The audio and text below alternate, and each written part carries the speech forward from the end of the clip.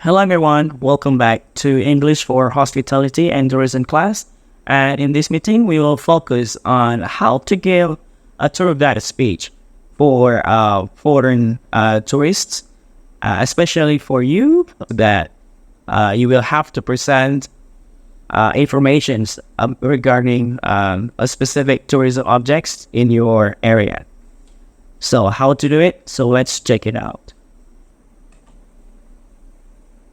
So let's go. So when you give a tour guide speech, make sure that you use PIE or you remember about PIE. What is that? First one is politeness. So that's the first P, politeness. It means that especially when you answer the questions, please show politeness to the audience, to the tourists that you bring. Yeah. And this will give positive vibes if you show politeness to the audience, because the tourists will respect you because you have good manners and you have good attitude. So that's very important. So you can say words like please, would like, could you please, yeah. So those expressions are important if you use them in front of the audience or in the tourists. Okay. The second one is I, that's information, that stands for information. So it means that give a clear and accurate information. So please, before you do the tour guide speech, make sure that you do research about the place. You are very familiar about the place. You read a lot about the place, and you have a convincing information of what you say to the tourists that you are bringing. This is very important because the tourists will feel whether your information is accurate or not. So please give clear and accurate information in front of the tourists. And the third one is E. Yeah, it means that enthusiasm. And this is also important because when you do not show enthusiasm in front of the tourists, it feels that you may be a boring person in front of them. And if the situation is like that, the tourists will be bored about what you said. But show enthusiasm, show eagerness, show good motivation in front of them. So if you do that, the tourists will feel comfortable and they feel informed with what you say. And there are some points that you can tell about the tour guide speech. The first one is opening. Of course, you need to open. You need to give some opening remarks about the place that you will explain. And then the second one is historical background. You can tell about the historical background about the place. Tell about if this is a historical building. You can share about the history behind the buildings, when the building was constructed, and what was happening during in the past times, and many other things that you can try to figure out. You can show to the audience about the historical things about the place, who were the important figures behind the buildings, and so on and so on. So this is one thing that you can tell. And the third one is the interesting facts about the place that you will show to them. The interesting facts can be varied. It depends on the place. It could be a unique thing that the people might not know, okay? And it could be about a funny thing, or it could be about informative thing about the place that the audience need to know. And you can also tell about the event. If this is a festival, you need to show to them when the important dates are. So if they want to visit in other time, so they will anticipate, they will be informed about the dates. So this is important. And the last one is closing. Yeah. If you have explained many things about the place, you have done the opening, then you have told about the historical backgrounds, facts, calendar, and many other things.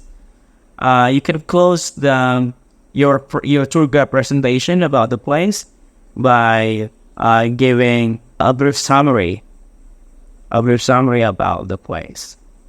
The next part is the use of the appropriate tenses. So the use of tenses is not avoidable. Yeah, when you do a speech about a tour guide. Yeah. So make sure that you use the appropriate tenses, such as simple present tense. So simple present tense. This is for general facts, historical information, and background. So this is the example. So I put an example about a cultural event in Madura about Karapan Sapi or bull racing. So you can say Karapan Sapi has its origin in the agricultural practices of Madura. So in this case, Karapan Sapi is the subject and has is the verb. So it's the simple form of simple present tense. And then second one is present continuous. So this is intended to describe what is happening right now or at the moment of the tour. So this is the example. As you can see on the track, the bulls are running so fast. So the bulls are running. So it indicates present continuous. And present perfect. So when you want to connect the past and the present, or in Bahasa it's called sudah. Yeah, so you can use present perfect. Karapan Sapi has become the Madura's identity. So has become. Have has plus verb 3. So that's present perfect. I think you know this. So I just want to highlight. Just want to remind you that the present perfect is like that. Okay, and you can also use about the simple tenses, the possible tenses. And possible tenses may be used a lot because it will tell about the historical events in the past. Okay, Karapan Sapi began as a way for farmers to celebrate their harvest. So this is the example. And many more information about history. Yeah, so make sure that you use the past simple or simple past carefully. And the last one is future tense. Maybe it will be used to discuss upcoming events. So this is appropriate to use. Yeah, if you want to describe the incoming events. The races will fall between August and September this year. Yeah, so that's it. Okay, so in conclusion, the use of appropriate tenses is also plays an important part. Yeah, when you do speech for tour guide. So let's go on to the example. So I have prepared an example about bull race. So how to do tour guide speech in front of the foreigners, or the foreign tourists, international tourists. So how to do that? So let's check the example that I have provided. Hello everyone, welcome to Bakalan, a wonderful place where you can find something truly special, that is Karapan Sapi or bull racing. So my name is Afian and I'm here, your tour guide. And I'm very excited to share our iconic culture here in Madura for you, all of you.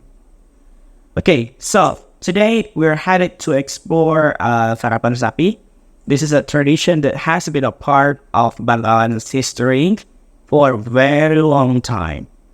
You know, Karapan Sapi is like a big race where bulls are the stars. It uses a dry track and with arid land, and the speed is quite high. So let's enjoy.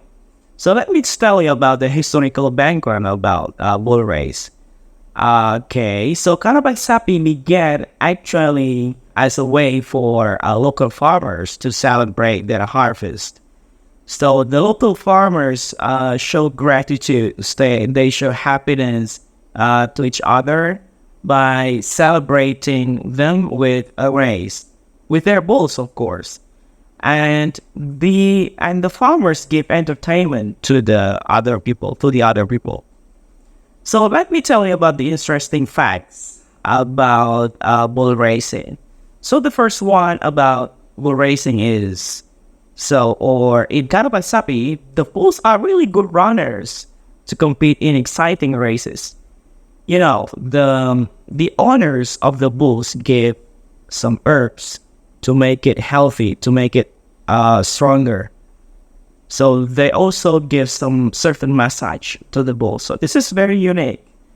And what makes it cool that the bulls are dressed in a cool way with colorful gears, showing off their pride of the owners to the communities. This is very interesting, right?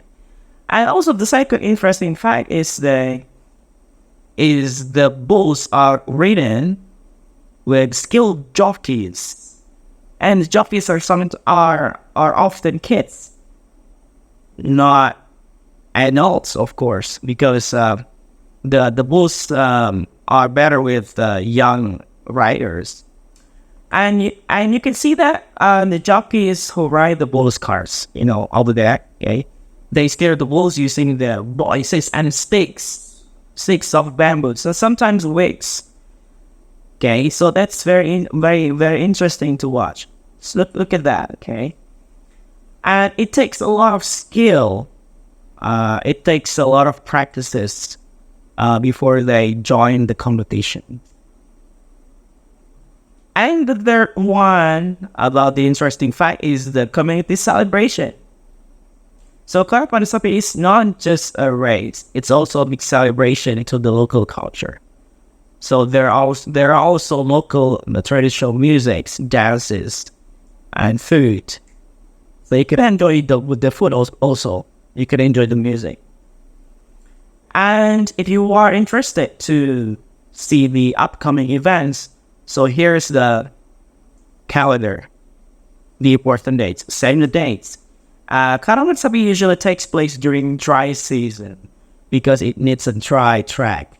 So dry season is the best time to do the race.